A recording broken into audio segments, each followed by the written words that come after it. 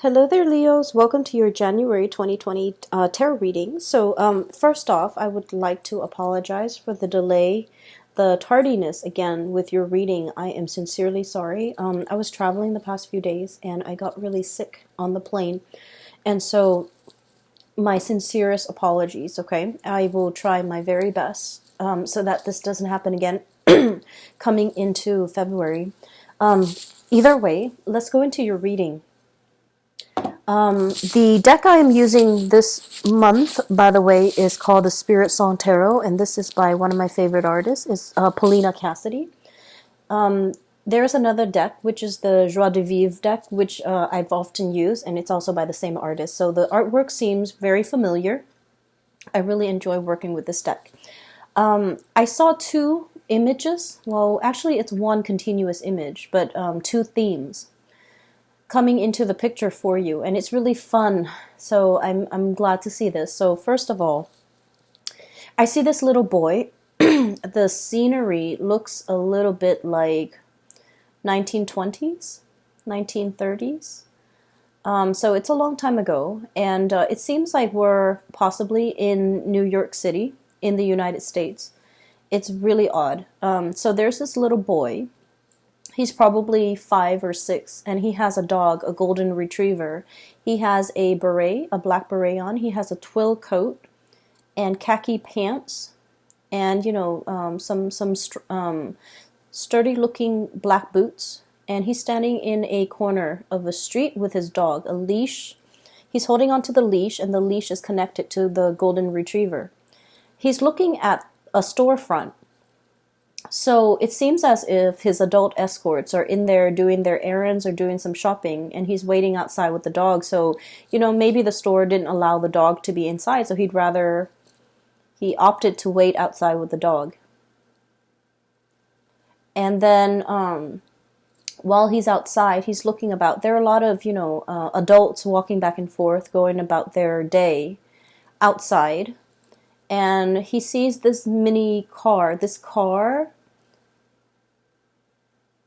So I guess it can't be the maybe it's like a trailer coach. So it's a car. It's relatively small. It comes to a stop right by him. And then a bunch of people came out of this car. So it's a very small car. There's no way, there's no rhyme or reason why that many people are able to fit in that car, why that many people are able to emerge from the car. But there are a lot of people, I would say 10, 12, 15 people just walking out of this car. And he's looking at it, and his eyes are like, almost about to pop out of its sockets. So he's like amazed. And then he hears a little bit of commotion. And he looks up and at this really tall building in front of him. And it's almost like a skyscraper. It looks to me almost like a skyscraper. And there are airplanes flying above, like fighter jets. And there's this giant, it's like the King Kong, this giant gorilla that has climbed up to the skyscraper, and it's swinging about. And he's like horrified. So he looks around about him, and the dog is barking at this time, to find the nearest adult. And he's telling the adult, look. And, the adult looks at him as a little child and dismisses him and walks on. And because he apparently has something that is a little bit more urgent, that needs tending to, so he walks on. He doesn't even bother to look. So then the kid flags down the next adult, a woman, and the woman does the same thing. And the woman refuses him to look up. And he tries to catch the attention of other adults around him. No one pays any attention. Everyone is really busy going about their day, walking very quickly. And so he's looking at this sight of this giant gorilla on top of the skyscraper, or swinging on the skyscraper, and his dog is the only thing that believes him. His dog is barking, and he's looking up, and his dog is by his side. Scene cuts out. So I feel as if there is some information that you are very privy to, And I feel like the people around you are completely oblivious. Okay, so that's the impression that I'm getting here. And I feel as if there's some shocking revelation, shocking news pertaining to a situation that might not have anything to do with you. Shocking revelation, shocking news, something that is going to, rip the rug out from under somebody. And you're privy to this information because you happen to be in the right place at the right time. And I feel as if you're not really sure how to handle this information. I feel that onlookers are looking at you, and they're trying to either I want to say like draw out the information from you. And I feel that you're keeping the information to yourself. You're not really sharing, kind of like with the boy in the story, he might be sharing, but I feel like you have time to dissect the situation. And because most of you who are watching this might be adults, you're not like that little boy who's confused and scared. I feel like you've digested the information.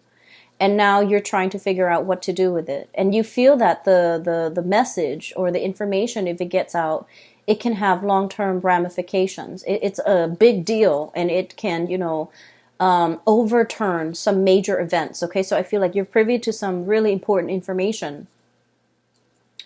And you're trying to bide your time. You're trying to be careful who you share this information with, because I feel that others are looking at you, wanting this to get out, wanting to dig it out of you, wanting to claim it as their own, wanting to be privy to the same knowledge. Excuse me. And as a result of it, you're not sure who you can trust, okay? When I saw the image of the dog, I think about, very strong loyalties, okay? I feel that there is a potentially like an ethical dilemma. You might be very loyal to a specific person. And, Leos, you guys are all about strength and loyalty. So it's all about, who your people are, who your clan are, who you can trust, where your faith lies, okay? And so I feel like with this dog imagery, it's all about, being loyal to somebody, trusting your gut, and doing the right thing. And I also feel that this information that you're privy to might affect the life of somebody who's very important to you, that you're very loyal to.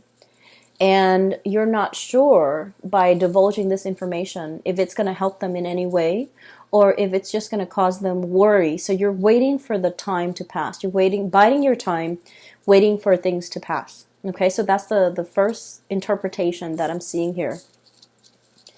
The other interpretation that I saw, and it's the clown car, okay, the small car, and a lot of people got out of this car. So it seems more like a wagon, like a horse-drawn carriage or something, as appropriate during that time. What I sense is there's a situation where you might be a witness to. And I feel like, it's a situation where there's like too many people, too many interruptions, too many cooks in the kitchen, and too many disparate energies. People wanting things this way, wanting things that way. And I feel like no one's really listening. No one's really operating at the best interest for all of those involved. Everyone wants to get a say. It's a very crowded environment. And it can feel almost like you're too many egos it's drowning out the objective of this gathering. Okay, so you might be in a room full of people, all of which are experts in their field, and they're trying to figure out the best course of action. And I feel that no one is really in the limelight. No one has an upper hand. Everyone has their ideas of what to do, and no one is really paying attention to anybody.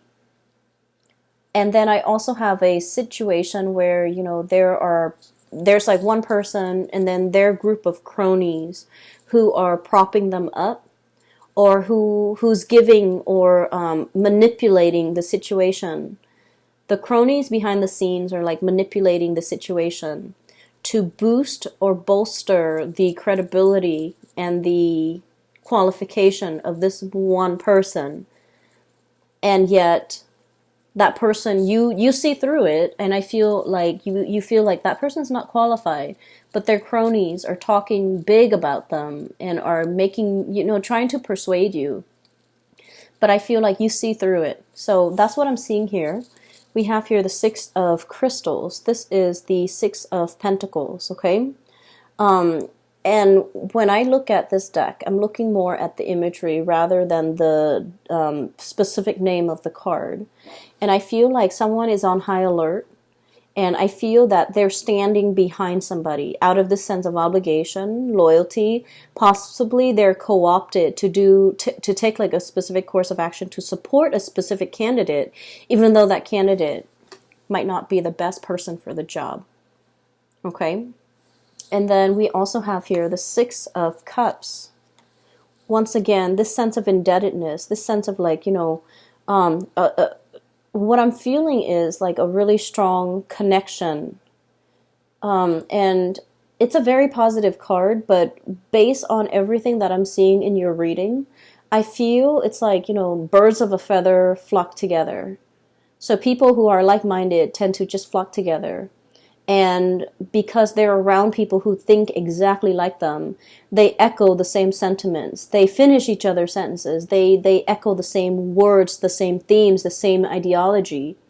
And they're not able to think for themselves. So based on this, I feel like in this month, you're going to be that breath of fresh air where you're able to see through, I want to say, through the facade, okay?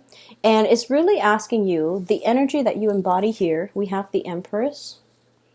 And the Empress, this is a low pressure job, okay? The Emperor gets all the limelight. The Empress is very soft, behind the scenes types of energy. And the way that she embodies this energy, and you can be male or female watching this. If you're a Leo, doesn't matter your gender. The cards are not gender specific, but the energy of the Empress. Somebody working behind the scenes. Someone without a lot of limelight on them. So they can make mistakes and no one will bat an eye. No one's going to blame them for anything. But with this Empress energy, I feel that, it's a low pressure job. You're in a position where you are advising, giving counsel, or giving somebody information, whatever you're privy to, you're sharing this information with somebody like a confidant, with somebody that you really trust, with somebody that you are standing behind. And you trust this person. Your gut tells you you really trust this person. And so I feel like you're seeing through the chaos that's happening around you, and you're able to maintain your center, and you're able to understand why people say the things that they are, and you're understanding, what incentives they have for coming forward, for supporting this candidate, for wanting this person for the job. And I feel that you're, writing all of this down, taking notes, observing everything that's happening around you. And everyone else is so busy speaking for the candidate, speaking for themselves, bolstering their position, that they're not privy to everything that you're seeing, everything that you're observing, everything that you're able to catch. The micro expressions, the little nuances, the energy changes, the energetic changes in the room. You're able to catch it all. And so you're in a very good position to be able to understand people's motives, understand people's agenda. And what I feel is, if this message resonates with you, if everything that I've said so far resonates with you, it's really asking you to trust your gut. There are things that we know. We feel it, we hear it, we see it, we experience it, we are able to sense it, right? We can experience it with our senses, or we can just experience it in a very intuitive way. And even if other people don't agree with us, or if other people have never experienced it, they can never wrap their heads around it, it doesn't diminish what you feel. And I feel that the message here is you really need to trust your gut.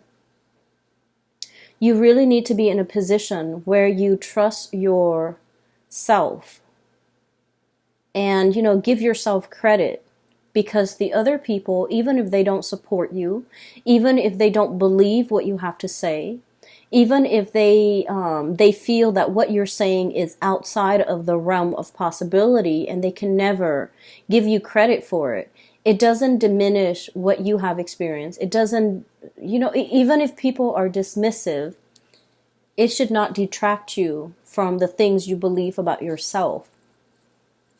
We have here the King of Feathers. This is the King of Swords, okay? This is being very decisive. And this is kind of like owning up your power of discernment, your judgment. And it's about logic and justice. The way this energy comes across, it's an air sign, Aquarius, Gemini, and Libra, but, the depiction is very much you. So that's why with this deck, I'm pretty much reading the imagery rather than the title. So this is like owning your power, knowing your own truth, and, not wavering just because other people might not agree, just because other people might not have the same experience, just because people might not understand. Okay? So hang on to your truth. You be very clear about, I experienced this. I saw it with my own eyes. And not let other people, tell you otherwise. Okay, so I feel like the message here is really trusting your gut. You're on the right path. Even if other people don't agree with you, it doesn't really matter. What I'm getting as well, we have here the moon. And this is all about, that intuitive side of us, that intuition kicking in, knowing that there's something that's going to happen, like foreshadowing. Being very conscientious about, picking up the signs, the signals, the telltale signs that are warning you or telling you something is going to unfold, unravel. So we have here the moon, and it is about imagination and perception. And I also feel here, something tells me, intuition and gut instincts with this combination. It's telling you that you're right. You know what you know because the source is not coming in through a physical form. You're getting intuitive hits. You're getting, like a psychic nudge that what you know is true and you need to stick to your guts. And let's say if you are facing somebody, okay, and you have some information about some type of wrongdoing, and their method is deny, deny, deny, deny at all costs. And you're coming face to face with this character who might be quite elusive, quite articulate, is willing to, talk around you, and they create confusion. They create, accusations. They might throw your whatever you have to say back at you, and it makes you very confused. It makes you doubt your theories. It makes you doubt your intuition. It makes you doubt your reality. You saw what you saw, Leos, and I feel like you're doubting your reality because you're dealing with someone who's very muddled, very confusing. And I feel like, they're purposely being confusing. They might be manipulative. They're purposely trying to, distract you. It's like a red herring. It's a distraction. A distraction from the truth. A distraction to draw attention away from them. A distraction to make you doubt your reality. And so if their tactic has been, evasiveness, half-truths, lying by omission, deflecting, getting defensive and things like that, then that's all the information that you need, that they're the guilty party here. So I'm sensing that you need to stand in your truth. If you are face to face in confrontation with another person, or you're trying to tell them what you saw and they're being dismissive, you have to wonder why they're being dismissive. Is it something that they are already aware of, but in self-denial about? So whatever it is, I feel like this is, big. Um, for some of you, I feel like you might have a friend, and that friend might be in a relationship, and you see your friend's relationship partner with another person, you know, and so you're not really sure, like, do I tell my friend? You might decide to tell your friend, and your friend might be in denial. Your friend might be very defensive and not willing to accept this information. So break it to them gently, okay? I feel like your sense of loyalty overrides all because you want what's best for your friend, right? And so you're going to tell your friend this information. For some of you, I feel like it's in a work environment and somebody that you work with is being poached by another company, another organization, or they're interviewing for like another company, like a rival company even, and you're not really sure what to do with that information. And I would say that information should be kept private, okay? Because it's somebody's livelihood. It's different. Do you see how the two scenarios are very different? So it depends on what's at stake. It depends where your loyalties are. And I feel like, with relationships, with friendships, that's where your loyalties lie. And that's something that you need to tell the person. But when it comes to work, even if you're working in an extremely competitive environment and you feel like I have a leg up, I have an advantage here because of this information that I'm privy to, I feel that is affecting the other person's livelihood. So this is not a situation you want to get involved in. And so use your discretion, use your judgment, but really listen to your intuition, because I also feel like it could be a relationship partner, excuse me, and their habit is deny, deny, deny. That's their habit. And I do sense for many of you, they might be talking to an ex, they might be reminiscing about an ex, they might be in a relationship, with an ex. And there's perception here. Your intuition is very strong. You sense something is up. You sense that something is wrong. And I feel that you really need to trust your intuition. And you really should discuss this situation and, try to get to the bottom of it. But I do sense that you're dealing with someone who might be evasive, okay? So enough about that. On the flip side, so moving away from those two imageries where I feel that, there's something that you're privy to, some information. I do sense, first of all, there is a really strong bond here. So this part is going away. And what I have here, this card has fallen out for all the signs. And I do shuffle the cards very thoroughly, but this card has fallen out for all of the signs since I've started using this deck, okay? So starting with Aries. This is a very strong emotional connection here. We have the King of Cups and the Six of Cups, a very strong soulmate type of energy. This is like twin flame soulmate. Two people who are very identical, very similar, very much alike.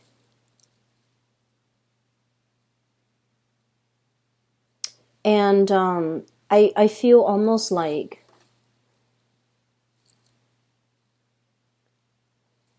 I feel like there's a relationship here that might be interracial, cross-cultural, or different in some way. So let's say like physically, you might be very different from each other. One person's taller, one person is shorter. Height differences, okay? One person might be very thin, the other person might be a little bit on the heavier side. One person's bald, the other person has really luscious hair. So I feel like there's opposites attract. Like initially it's a physical connection where there's great attraction and it's opposites attract, but then on a soul level the two of you are like peas in a pod, okay? So I feel like at first glance something is not what it seems. At first glance it's so different, it's so novel and exciting. but at the bottom of it, at the root of it, at the core of it, it's very similar. So I feel like you're, for many of you, you might be in a position where you're meeting somebody who might be a really strong soulmate of yours for this month. And it's telling you, you know, to kind of like take it slow, temperance, doing things in moderation. Okay, and then I'm also seeing this black and white, you know, the stripes. So I'm also feeling like the cross-cultural differences, as well as, you know, possibly being an interracial type of relationship.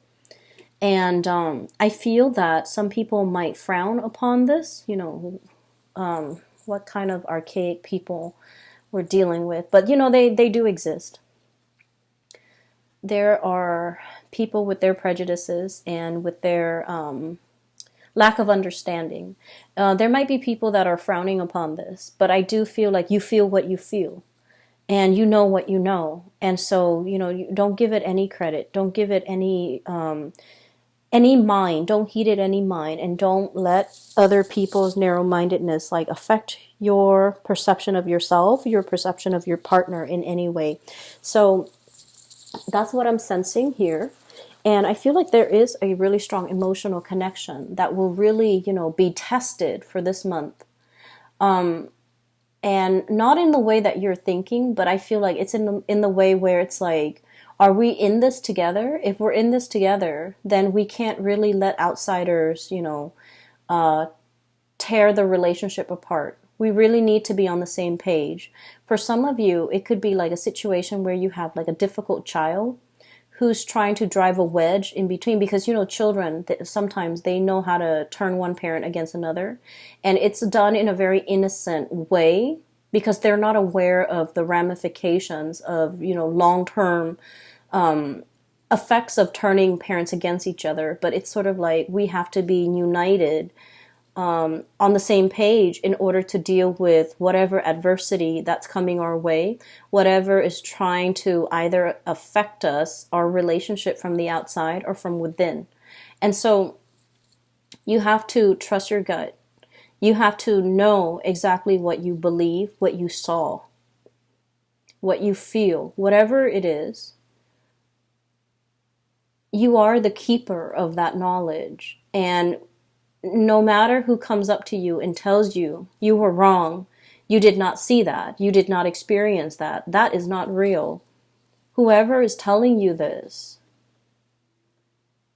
don't give it any weight, because you saw what you saw, you experienced what you experienced. It is real. And if they're trying to dismiss your experience, if they're trying to discredit whatever it is that you're trying to contribute, I just feel like, you know, they're trying to erase something that they feel is a major threat to them in their way of life. And as a result of it, I feel like it's done out of fear. So don't make don't let other people question your reality, okay? Be very firmly planted, okay? This is a very heavy bison. It looks like a bison. It looks like a, yeah. It's very heavy. It's not going to be swept away with the wind. Okay, it's firmly planted, and all the signs are pointing towards the gut area. So I'm just like, really listen to your gut. Listen to that ancient wisdom. Okay, these bisons are going extinct here in Northern America. So they have like an animal sanctuary, but they're heavily inbred, which is really sad. Anyways, going back to my main point. Stand true to your own knowledge, whatever you've experienced, okay? This ancient wisdom is what I'm sensing here. That can't be, that really can't be shaken. And so I'm going to talk about the last two cards here. I have the Five of Crystals, and this is the Five of Pentacles. Seeking higher ground, seeking refuge, right? I feel like there's some type of calamity coming down. And this ladybug is all like, oh no, the ground's going to be impacted or affected. And so I'm seeking higher ground. I'm going to higher elevation. I'm seeking shelter. So it's a really beautiful card. It basically means that you're on the right track. Don't follow the herd. Don't follow the crowd. Seek higher wisdom, go up to higher ground, get a higher vantage point, because from there you're going to be able to see everything unfold, okay? So we have as well the Knight of Cups. This is charm and passion. And what I do feel is it's kind of echoing the same theme. This is sort of like this animal is enclosed in a body of water, okay? So it's only pecking or looking for food or looking for shelter in its very small controlled environment, okay? So it's really asking you to venture out a little bit more, and it's also asking you to, we've done the same thing over and over again. Try something else. And so Leos, I hope this reading resonates with you. Once again, I apologize for the delay with this reading. I feel like the messages are pretty singular in that it's telling you to, really hold true, trust your instinct, trust your gut, because you know what you saw, you know what you experienced, and you know what you believe in. So don't waver on that front, okay, Leos? I will leave it at that. I will see you guys next week. Oh, I'm sorry, next month. Sometime next week for next month's reading. I wish you all the best, and if you are interested in a private reading, I have a link in the description box below for a colleague of mine. Her name is Bridget. She's based out of California, and you can click on the link and it'll take you to her website where you can book an appointment for yourself. You can enter your location, the time that you prefer, and the dates, and the website is very user-friendly. So if you're looking for guidance, I highly recommend that you get a reading with her. I will talk to you guys soon. Take care, and I hope this video finds you well. Have a wonderful new year, 2020. Okay, I'll talk to you soon.